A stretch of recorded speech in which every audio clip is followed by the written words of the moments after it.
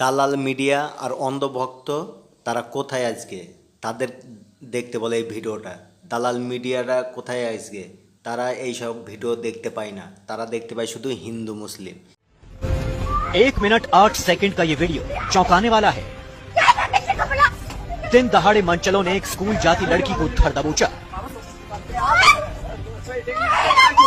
लड़की घबराई हुई है। अचानक रास्ते में उसे मनचलों की टोली ने पकड़ लिया।